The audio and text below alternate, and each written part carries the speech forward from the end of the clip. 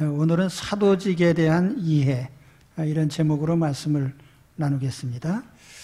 사도직이라고 하는 것은 물론 사도들 자신의 직책을 말하는 것입니다. 그러나 동시에 넓은 의미에서 본다면 사도직이라는 것은 사도들만이 수행하는 것이 아니고 그리스도 안에 있는 모든 사람들이 다 사도직의 참여자들입니다. 이걸 현대적인 표현으로 한다면 목회라고 하는 것은 1차적으로는 목회자의 몫이지만, 그러나 목회는 목사 혼자 하는 것이 아니고 모든 성도들이 다 목회의 참여자가 되는 것입니다.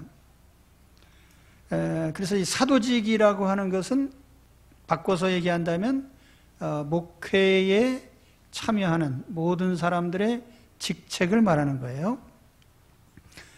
그러나 본문에서는 좁게 표현한다면 바울 사도가 맡은 사도적 직분에 대한 것을 얘기를 합니다. 그래서 1절에 다시 보시면은 사람이 마땅히 우리를 그리스도의 일꾼이요 하나님의 비밀을 맡은 자로 여길지어다. 여기 두 가지 사항을 말씀하고 있어요. 우리는 하나님의 비밀을 맡은 자다. 또 우리는 그리스도의 일꾼이다. 이렇게 표현을 하고 있습니다. NLT라고 하는 영문 성경에 보면은 이 귀절을 조금 풀어서 이렇게 표현을 했습니다. 그러므로 아볼로와 나를 단지 하나님의 비밀을 풀어주는 직무를 맡은 그리스도의 종으로 보아주십시오. 이렇게 이제 해석을 했습니다. 이 귀절은 앞서서 3장 21절에 사람을 자랑하지 말라라고 하는 그런 가르침에 이어지는 문구이기 때문에 그 영문 성경에 보면 그러므로라는 그런 연결형으로 되어 있습니다. 자, 아무튼 사도 바울은 교회 직분이 교회 공동체를 위해서 섬기고 봉사하는 직무라고 그렇게 규정을 합니다. 사도직 역시도 마찬가지고요. 그래서 오늘 우리가 교회 생활을 하는 데 있어서 이 사도직을 이해하는 것, 다시 말하면 목회적인 직무를 이해하는 것이 우리 신앙에 절대적으로 중요합니다.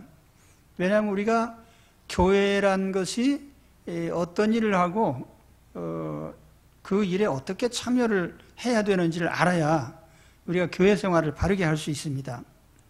자, 오늘 말씀해 보면 첫째로 바울은 자기 자신을 하나님의 비밀을 맡은 자다 이렇게 말씀을 합니다. 우리를 하나님 비밀을 맡은 자로 여겨주십시오. 하나님의 비밀이라는 게 뭐겠습니까? 그것은 곧 구약시대에 감춰져 있던 것이 신약시대에 와서 드러난 것, 그래서 비밀이라고 하는데, 그것은 곧 예수 그리스도가 구주시라는 사실을 우리가 알기 때문에 그 비밀을 알려서 사람들로 하여금 예수 그리스도를 믿고 하나님의 나라로 들어오도록 이렇게 전하는 역할입니다. 그래서 비밀을 맡은 자 이렇게 말씀을 했어요. 그 맡은 자라고 하는 이 단어도 집을 다스리는 자 그런 뜻입니다. 집. 그런데 집을 다스리는 자라고 하는 이 표현이 신약의 어떤 부분에서는 청지기라는 말로 이렇게 번역을 했습니다. 그리고 그 청지기가 하는 일이 뭔가, 누가복음 12장 42절에 보니까 주께서 가라사대 지혜 있고 진실한 청지기가 되어, 여기 오이코노무스라고 하는 오늘 말씀에 나온 맡은 자라고 하는 단어와 같은 뜻입니다. 청지기가 되어 주인에게 그 집 종들을 맡아 때를 따라 양식을 나눠줄 자가 누구냐 이렇게 얘기를 했어요. 여기서 가장 중요한 것이 청지기가 하는 일이 뭐냐면 주인집에 사람들을 맡아서 시간 양식을 주는 자다 이렇게 얘기를 했습니다. 그 양식이라는 게 뭐예요? 바로 오늘 그 비밀을 맡은 자 할 때 비밀과 같은 뜻입니다. 복음을 전해주고 하나님 말씀을 전해주는, 이 하나님 말씀이 우리 영의 양식이거든요. 그래서 그런 일을 담당하는 자라고 이렇게 얘기를 한 겁니다.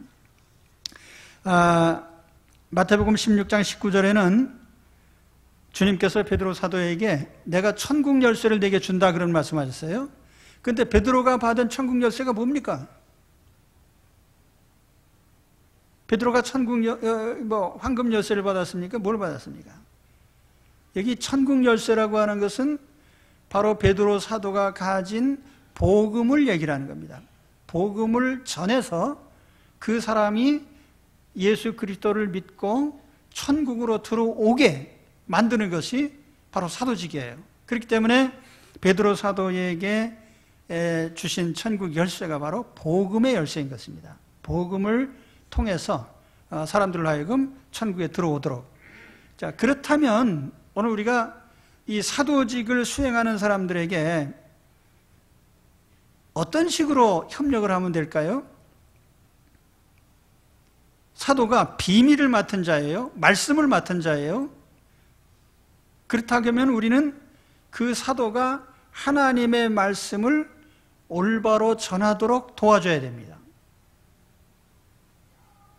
이건 어떤 의미에서 이런 뜻이 있습니다. 예를 들어서 우리 성도들이 다 축복받는 거 좋아하잖아요. 그런데 목회자가 정말 내게 원하는 것이 뭡니까? 목회자가 내게 무엇을 해주기를 바라십니까? 내가 건강하고 자녀들이 잘 되고 돈도 잘 벌고 큰 집도 사고 출세도 하고 이렇게 복을 빌어주세요. 통상적으로 모든 성도들이 원하는 바예요, 목회자에게. 그런데 만일 교인들이 계속 그거를 원한다면 목회자는 관심을 건강하고 큰 집 사고 땅 사고 부자 되고 출세하는 데 초점을 맞춰서 항상 뭔가 말씀을 전하겠죠. 근데 그것은 어떻게 보면 진정한 의미에서 하나님의 비밀을 전해주는 건 아니에요. 그래서 우리가 목회자로 하여금 정말 신령한 일을 하게 할 것이냐, 아니면 세속적인 일을 추구하게 할 것이냐 하는 것이 교인들의 태도에 달려 있습니다. 교인들이 물질적인 것을 요구하면 목회자는 물질적인 것을 자꾸 공급하려고 할 것이고, 교인들이 신령한 것을 요구하면 신령한 것을 공급하려고 할 것입니다. 그래서 목회자를 신령하게 만드는 것도 교인들이고, 목회자를 육체적인 사람으로 만드는 것도 교인들입니다. 그래서 우리 그리스도인들은 목회자로 하여금 자기 일을 하면서 신령한 직책에 만족하게 해야 돼요. 그래서 구약에 보면 이런 말씀 나오잖아요. 주의 궁정에서 한 날이 다른 곳에서 첫날보다 나은 즉 악인의 장막에 거함보다 내 하나님 문지기로 있는 것이 좋사오니. 정말 그렇게 느끼게 만들려면은 신령한 일에 몰두하면서 거기서 만족을 얻게 만들어야 돼요. 자, 그러므로 오늘 우리는 목회적인 임무라고 하는 것이 복음의 비밀을 전하는 것이다. 하나님 말씀을 나눠주는 것이다. 이 신령한 직무가 중심 업무라는 것을 우리가 인식을 하고 그 일을 열심히 잘하도록 도와줘야 됩니다. 그러려고 하면 우리는 목회자에게 어떤 물질적인 것, 육신적인 것, 세상적인 것을 자꾸 추구하도록 요구하지 말아야 돼요. 그 다음에 또 한 가지는 우리를 그리스도의 일꾼으로 여겨달라, 이렇게 이제 부탁을 합니다. 그리스도의 일꾼이다. 이 일꾼이라고 하는 이 단어가 휘페레테스, 아래서 노젓는 자라는 그런 단어예요. 우리가 영문으로 번역할 땐 미니스터라고도 번역하고 서번트라고도 번역하는데 사역자 혹은 종, 그런 의미죠. 그런데 사실은 이 아래서 노를 젓는다는 것은 무슨 뜻이냐면, 로마 시대에 바다에서 전쟁을 하면 이제 큰 배로 서로 싸우잖아요. 그때 그 노 젓는 사람들을 보면은 배 아래에 내려가서 이열로 쫙 앉아가지고 노를 졌습니다. 노를 졌는데 그 인도자의 구령에 따라서 그 노를 탁탁 져야 돼요. 지멋대로 노를 저면 안 돼요. 그 배의 명령권자는 선장입니다. 근데 바울이 여기서 이 단어를 쓸 때 상상한 것은 교회라고 하는 것도 예수님이 선장이고 예수님의 구령에 따라서 밑에서 노를 딱딱 저어야 배가 움직인단 말이에요. 교회가 움직여가요. 그러면 여기에서 노 젓는 자가 누구냐? 그게 바로 사도직이라는 것입니다.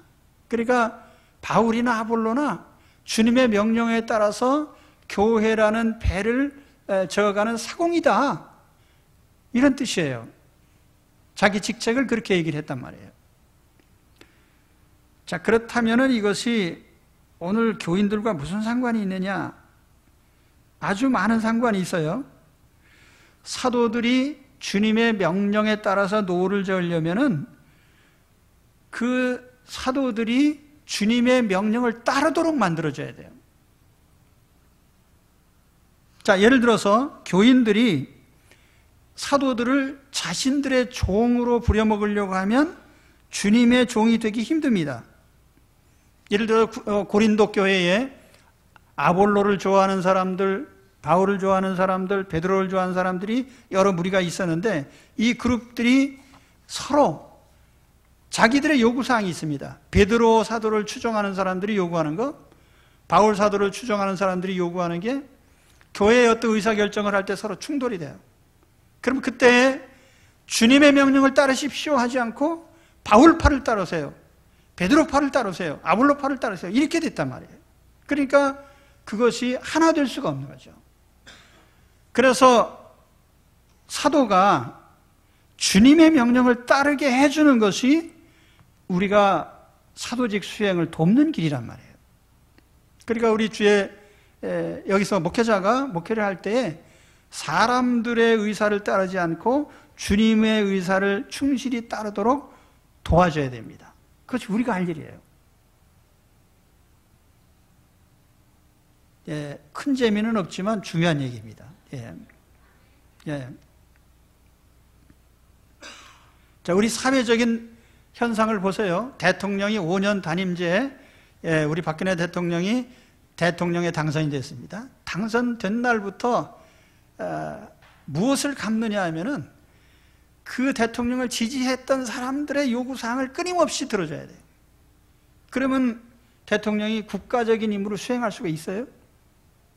힘들단 말이에요. 그러니까 인간적으로 요구하는 사람들의 요구를 들어주다 보면은 국가적인 임무를 수행을 못하는 거예요. 국회의원이 지역구에서 당선됐다고 해서 지역의 민원만 해결해주다 보면은 국가적인 의사를 결정하는 중요한 자리에 있는데 이 국가적인 나라가 바로 가야 지역도 잘 될 거 아니에요. 다시 말하면 지도자들이 이기적인 소집단을 위해서 일하게 하지 말고 대국적인 안목에서 일하도록 만들어줘야 됩니다. 교회라고 하면 당연히 주님의 뜻을 따르도록 만드는 것이, 그것이 우리가 할 일이죠. 우리가 섬기는 교회, 이 공동체의 인도자인 목회자가 주님의 뜻을 따르도록, 그래서 우리가 인간적인 요구사항들을 철회해야 됩니다. 주님의 뜻을 따르십시오, 주님의 뜻을 따르십시오. 우리 이렇게 도와줘야 돼요. 그렇죠? 그러니까 성직을 성직답게 여겨달라고 하는 바울의 이 첫 번째 메시지는 교인들을 향한 요청입니다. 어떤 직책이든지 먼저 그 직책에 대한 올바른 인식이 필요해요. 교회 공동체가 든든히 세워지려고 하면 사도직이 무엇인지 피차 알고 있어야 됩니다. 바울이 요청한 것은 무슨 대접을 해달라는 게 아니에요. 우리가 하는 일을 좀 알아달라. 우리가 하는 일은 하나님의 비밀을 맡은 것이고 복음을 풀어서 전함으로 사람들을 천국 보내는 것이 우리의 가장 중요한 임무다. 그리고 나는 주님의 명령을 따르는 주님의 노예다, 주님의 종이다. 그러니 사람들의 종이 되지 말게 해달라라고 하는 요청이 여기에 들어있는 것입니다. 그래서 오늘 우리가 이와 같은 자세로 사도직을 이해함으로써 사도직의 참여자가 되시고 우리 목회의 참여자들이 되시기를 축원합니다. 그 다음에 두 번째 메시지는 충성이에요. 맡은 자들에게 요구되는 것은 충성이다. 요한계시록에 보면 충성하라는 말 앞에 죽도록이라는 말이 붙어 있어가지고 죽도록 충성하라 이렇게 돼 있거든요. 그래서 어떤 목사님들이 죽도록은 늙어 죽도록이다. 정년을 없애자. 근데 사실은 여기 죽도록은 늙어 죽도록이 아니고 참 온 힘을 다해서 충성해라. 이 충성이라는 단어도 이 어감이 조선시대 군주에게 충성하라는 그런 의미로 우리가 이렇게 알아듣기 쉬운데, 충성이라는 단어가 본래 그런 단어가 아니에요. 피스티스 혹은 피스토스, 이게 믿음이라는 단어하고 같은 단어입니다. 믿음 혹은 신실함, 진실함. 그러니까 충성하라는 말은 변질되지 말고 진실하게 시종일관 잘 섬겨라, 그런 뜻이겠죠.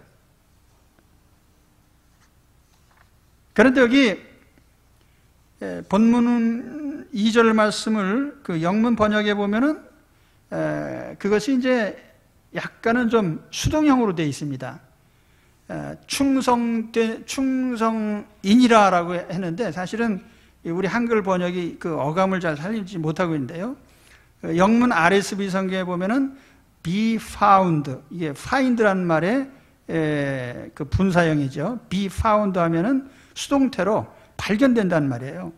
faithful, 신실한 자로 발견되게 하라, 그런 말이에요. 그러니까 다시 말하면 나의 신실성을 내가 광고하는 게 아니고 누가 봤을 때 저 사람 진짜 신실하네 라고 인정할 수 있게 그렇게 신실하란 말이에요.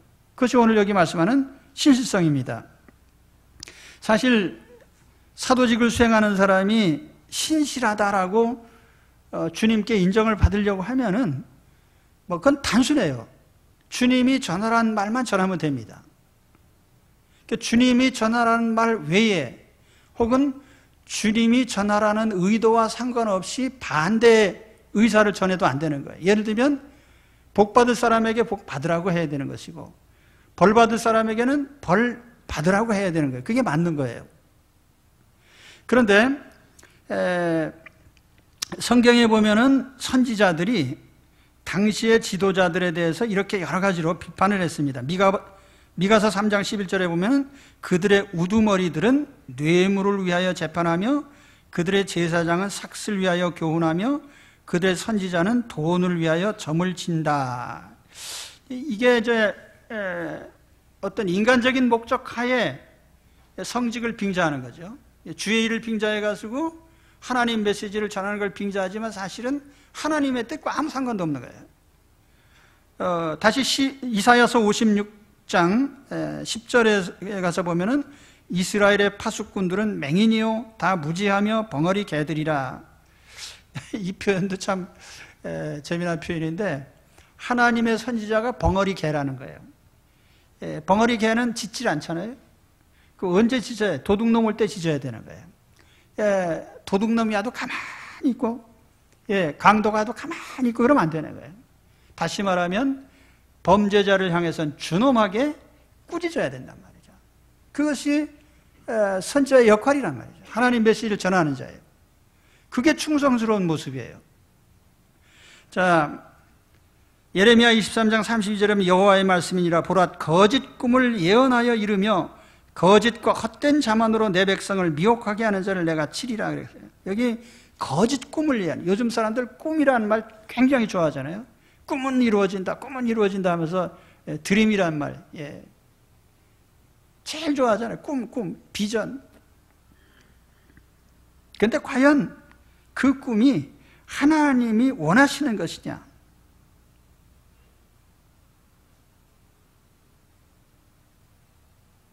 아합 때에 아합이 전투에 나가면서 야, 내가 이 전쟁에 나가면 이길 거냐 질 거냐? 그 선지자를 불러다가 물어봤어요. 그랬더니 시드기야라는 선지자가 나타나가지고 아주 폼 잡고 나타나서 하는 말이 나가기만 하시면 이깁니다 그랬거든요. 근데 세상 말로 하면 개뿔이 이깁니까 이게? 나가자마자 어디서 날아온지도 모르는 화살에 맞아가지고 하루 종일 돌아다니다 죽었다고 해요. 근데 그런 상황에서 자 우상 숭배를 하고 미신을 믿고 패역한 일을 하는 이 왕에게 당신은 전쟁에 나가면 이깁니다라고 말한 것이 얼마나 하나님 앞에 그건 사기와 같은 일이에요. 저도 목회자로서 가끔 유혹을 견디기 힘들 때가 있습니다. 그 유혹이라는 게 뭐냐면 뭐 이성적인 유혹이나 물질적인 유혹이나 뭐 명예욕이나 뭐 이런 것이 아니고 내가 메시지를 조금만 더 좀 바꿔볼까 하는, 그 바꿔볼까라는 게 뭐냐면 제가 개척할 때도 그랬거든요. 개척할 때 그 저를 아는 장로님이 그때 제가 34살이었으니까 한창 때고 또 얼마나 정의감에 불타 그래가지고 하나님 말씀을 이렇게 했더니 어떤 장로님이 저보고 김 목사가 메시지가 너무 날카로우니까 됐으시면 좀 푸근하게 복 받으라는 소리도 좀 많이 하고 그래야 되지 않겠나. 네, 그랬는데 사실은 사람은 생겨먹은 대로 할 수밖에 없네. 그 사실 솔직히 요즘에도 제가 좀 부담스러운 게 뭐냐면은 이 주변에 아파트가 많이 들어오고 그러니까 보는 사람마다 저보고 그래요. 아이고 목사님 그 교회 가만히 앉아 있어도 교인이 막 구름대같이 밀려올 겁니다. 그러면 진짜 그럴런지에 대해서도 그렇지만은 얼마나 부담스러운지 몰라요. 그러니까 앞으로 저한테 그런 말 하지 마시기 바랍니다. 근데 사실은 그 속에는 그럼 나는 과연 대중적인 사람인가? 대중적인 메시지라는 게 그렇잖아요. 대신 대로 비판적인 거 하지 말고 책망하는 메시지 전하지 말고 대신 대로 위로가 되는 말씀과 평안의 말씀과 이걸 해야 되는데 자 약간만 방향을 틀어도요 상당히 대중적이 될 수 있겠죠. 근데 그런 생각을 여러 차례 했어요 제가. 한번 해볼까 했는데 안 돼요. 왜냐하면은 생겨먹은 게 그렇기 때문에. 근데 생겨먹은 건 누가 그렇게 만드셨냐면 하나님이 만드셨거든요. 그럼 하나님이 나를 이 모양으로 만드셔서 목회를 하게 하셨기 때문에 저는 하나님이 만드신 대로 할 수밖에 없습니다. 그래도 은혜가 된다면 축복이겠죠. 성경을 읽어보십시오. 성경 창세기부터 계시록까지 읽어보면 너 잘했다, 너 복받을 거다, 너 만사형통이다 그 말만 했어요 하나님이? 거기에 절반 이상은 천부가 다 너희가 이따위로 살면 반드시 망한다는 말씀이거든요. 그러니까 우리가 절반은 그런 얘기를 해야 되는 거예요. 그렇잖아요? 그럼 환자가 의사 선생님 앞에 왔는데 암 환자에게 아이고 평안하게 가십시오. 다 나을 겁니다. 그 말 해가지고 해야 됩니까? 칼로 잘라내야 돼요. 그렇잖아요? 우리는 어떤 면에서 보면은 교회에 올 때마다 영적인 수술을 받는 거예요. 치료를 받으셔야 돼요. 치료받아야 건강이 회복되는 거죠. 영적인 건강이 회복될 거 아닙니까? 내가 그런 소리가 듣기 싫어서요. 성경 차례로 하는 거예요. 주일날도. 전도 고린도전서 1장 1절부터 차례로 합시다. 하다 보면 뭐 좋은 말씀도 있고 책망도 있을 테니까.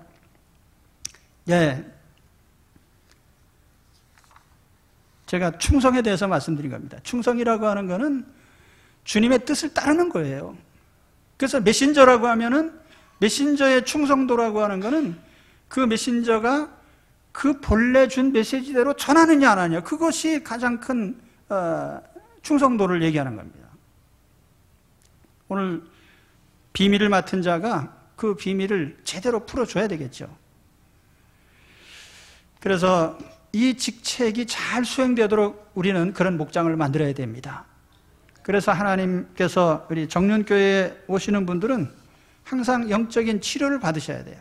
하나님 말씀을 통해서 위로도 받고 평안도 얻고 기쁨도 얻지만 또 한편으로는 영적인 수술도 받아서 항상 건강한 영혼이 되도록 그것이 하나님의 말씀을 적절하게 늘 전해주는 데서 오는 것입니다.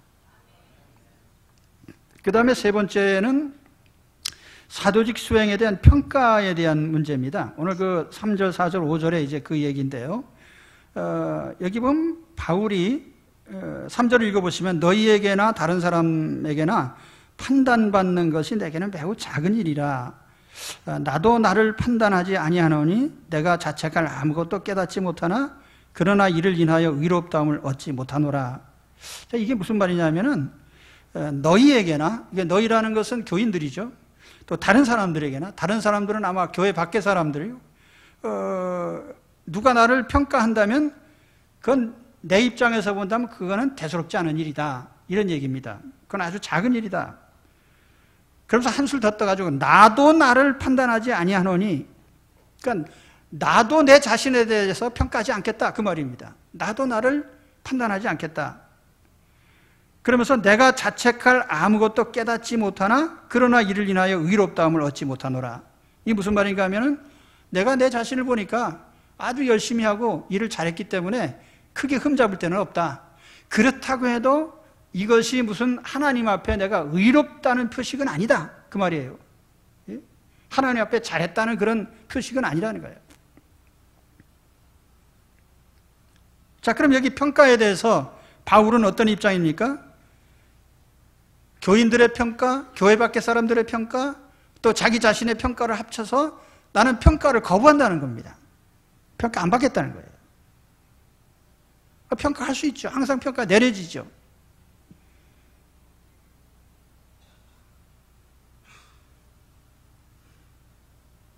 그러나 그러한 평가는 사실상 필요 없다는 겁니다. 자, 왜 이렇게 얘기를 했냐면 진정한 평가라는 것은 그것이 아니기 때문에. 자, 첫째로 참된 평가자는 주님이십니다. 오늘 말씀에도 그 5절 말씀에 그렇게 이어지잖아요. 그러므로 때가 이르기 전 곧 주께서 오시기까지 아무것도 판단하지 마라. 그가 어둠에 감춘 것들을 드러내고 마음의 뜻을 나타내시리니 그때 각 사람에게 하나님께로부터 칭찬이 있으리라. 여기에 평가의 주체는 오직 주님이시고 하나님이십니다.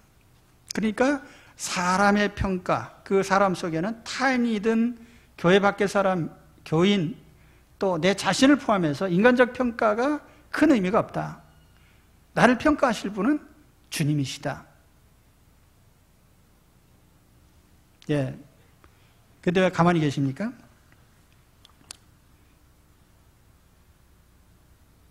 평가자는 인간을 만드신 주인이신 하나님이십니다. 내 인생에 대한 평가예요. 그렇잖아요? 내가 현재 잘했네 못했네 누가 얘기를 할지라도 궁극적으로 내가 서서 심판을 받을 분은 하나님이시고 하나님 앞에 평가를 받아야 되는 사람이기 때문에 인간적으로 평가받는 것에서 너무 과도하게 거기에 신경 쓰지 말라는 거예요. 그렇죠? 이건 신앙적인 평가도 마찬가지고 주님의 사도직 수행도 마찬가지고 오늘 우리 인생을 살아가는 모든 평가도 마찬가지예요. 자기 자신의 삶에 대해서도 이렇게 저렇게 임의로 평가할 필요가 없습니다. 이제 열심히만 사시면 돼요. 할렐루야. 열심히만 사시고 판단이나 평가는 하지 마세요.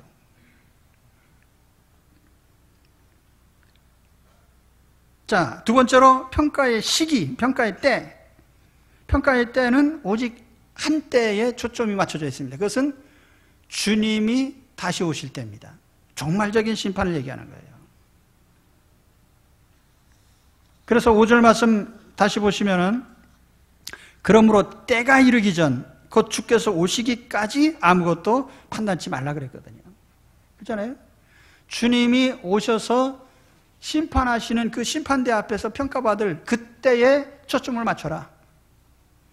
그러니까 인생 살아가는 중간중간에 평가에 너무 신경 쓰지 말라는 거죠.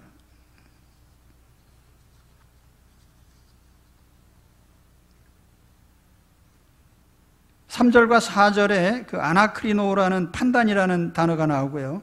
(5절에도) 그 판단이라는 단어, 크리노라는 단어가 나오는데 그 차이점이 뭐냐면은 하나는 이게 확정 판결이 내리기 전에 중간중간 신문하는 것을 말하는 것입니다.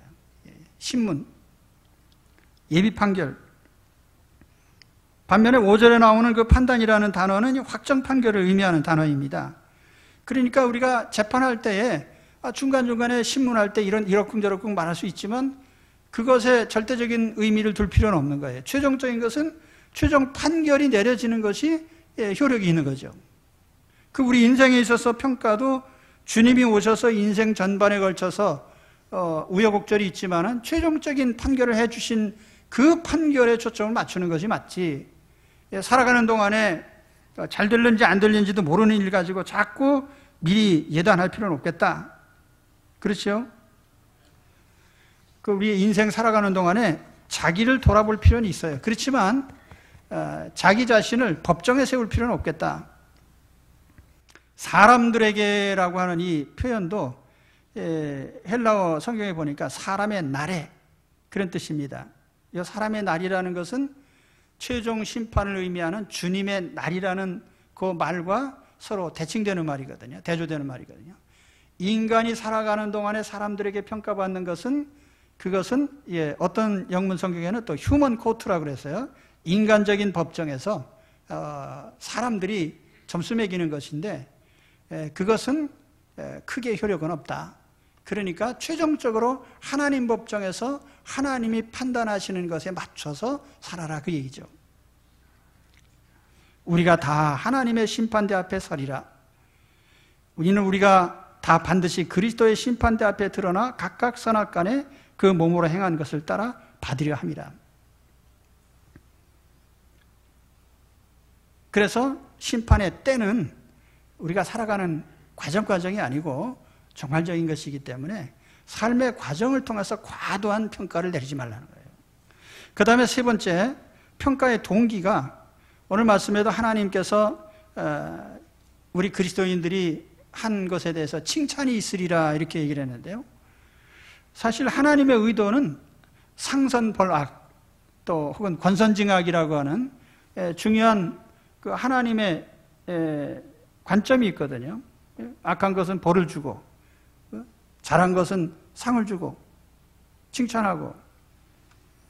근데 이게 하나님의 관점을 얘기하는 거예요. 우리가 권선징악 그러면은 자꾸 인간적으로 보려고 하는 경향이 있는데 권선징악이라고 하는 것은 그것은 신적인 관점에서 보는 거예요. 하나님이 보는 관점에서 얘기한 겁니다. 인간은요 권선징악이라고 하는 말을 하긴 하지만 사실상 그것이 정확할 수 없어요. 왜냐하면 사람은 눈에 보이는 것만 평가하잖아요. 드러나지 않은 건 평가할 수가 없어요. 그렇죠? 그렇습니다. 그래서 우리는 이 인간의 평가는 사람들의 동기에 의해서 평가가 좌우될 수 있어요. 똑같은 역사적 사건을 놓고 친일파 후손, 항일파 후손 해가지고 서로 다른 관점에서 봅니다. 대한민국 역사에 지금 요즘 국사 문제가 복잡한데 그것도 그래요. 그 진보적 시각에서 역사를 보는 거, 보수적 입장에서 역사를 보는 거, 대한민국 정부에 대한 정통성 문제. 저 북한 사람들은요 고구려사가 역사의 중심이라고 얘기를 하고요. 우리 대한민국에서는 통일신라의 역사를 또 정통적인 역사의 흐름으로 봅니다. 자기 처한 입장에 따라서 역사를 보는 눈도 다르단 말이에요. 평가의 동기가 다르다 그 말이에요. 사람들은 개인이든 집단이든. 그렇기 때문에 진정한 의미에서의 권선징악이라고 하는 것은 인간적으로 판단할 수 없는 것입니다. 그는 하나님 신적인 관점에서 보는 거예요. 마지막으로 평가의 표준. 사람은 눈에 드러난 것을 평가합니다. 그러나 하나님은 감추인 것을 평가하죠. 그래서 오늘 말씀에도 보면 5절에 어두움에 감추인 것, 또 사람의 마음의 뜻 이렇게 표현했거든요. 근데 어둠에 감췄다는 것은 사람들의 눈에 드러나지 않은 이면사를 얘기하는 겁니다. 또 마음의 뜻이라고 하는 것은 행동으로 나타나지 않은 사람들의 마음 속에 있는 것들이에요. 감추인 것들. 어떤 사람이 살인의 음모를 품고 내가 저놈을 죽여야지 그러고 돌아다녀도 그 사람이 살인자인지 아닌지 잘 모른단 말이에요. 그잖아요? 음란한 죄를 지는 사람이 나 음란한 마음을 품고 있음 그리고 맞박에다가 쓰고 다닙니까? 예, 아니죠. 사람 마음속에 있는 건 몰라요. 근데 오직 하나님은 다 아신단 말이에요. 그러니까 오늘 바울이 그 얘기를 한 거예요. 어둠 속에 감춰진 것들, 사람 마음속에 있는 거 하나님이 보시고 평가할 때가 온다. 그 말이죠.